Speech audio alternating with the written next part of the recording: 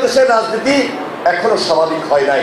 মামলা যদি না হয় বিচার পাবেন না, এটা তারেক রহমান দায়িত্ব নেবেন, সবসময় বলছেন। সবাই মিলে আমরা এমন একটা বাংলাদেশ সৃষ্টি করতে চাই যে বাংলাদেশে গণতন্ত্রের দিক খুব বেশি শক্তিশালী থাকতে হবে।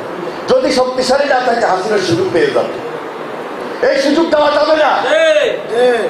এই সুযোগ যদি দিতে চান কেউ, তাহলে বাংলাদেশের ভবিষ্যৎ কিন্তু আবার অন্ধকারের দিকে যাবে। বাংলাদেশের গণতন্ত্র হুমকির মধ্যে পড়বে।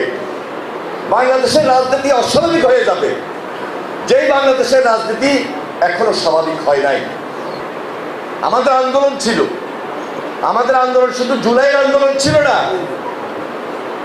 15 বছর অনেকগুলো জুলাই ছিল, 15 বছর অনেকগুলো আগস্ট ছিল, 15-16 বছর সর্বশেষ জুলাই আন্দোলন।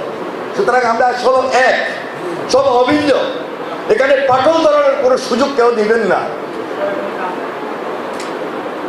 15 বছরে যারা শহীদ হয়েছে, 15 বছরে যারা গুমখোর হয়েছে, 15 বছরেও যারা গুমখোর হওয়ার পর অনেকে পঙ্গুত্ব বরণ করেছে, দৃষ্টিশক্তি হারিয়েছে। জুলাই আন্দোলনে অনেকে শহীদ হয়েছে।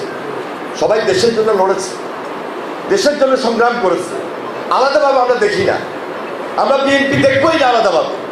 এই জন্য জনগণের সরকার প্রতিষ্ঠিত হওয়ার পর এই সরকারের প্রত্যাশার জায়গা থেকে আমরা বলছি এই সরকারের কাছে বাকিটা আমরা দায়িত্ব নিব। এটা তারেক রহমান দায়িত্ব নেবেন, সবসময় বলছেন, এখনো বলছি তারেক রহমান দায়িত্ব নেবেন। আমি আপনাদেরকে অনুরোধ করব, প্রকৃত মামলাগুলো তৈরি করবেন। মামলা যদি না হয় বিচার পাবেন না। আর মামলা তৈরি করার ক্ষেত্রে আমাদের উকিল সাহেবরা সর্বাত্মক সহযোগিতা করবেন। একটু কষ্ট করতে হবে আপনাদেরকে, একটু দায়িত্ব নিতে হবে।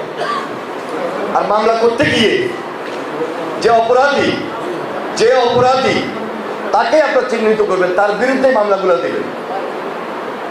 সত্যতাগুলো অন্য কাউকে মামলা দিবেন না। বাংলাদেশে এই গত 6-7 মাসে প্রকৃত মামলার পাশাপাশি কিছু সত্যতামূলক আসামিও লিপিবদ্ধ করা হয়েছে, যার কারণে মামলাগুলো কিন্তু একটু দুর্বল হয়ে যায়। প্রকৃত আসামি সুযোগ পেয়ে যায়, এই সুযোগ আপনারা দিবেন না।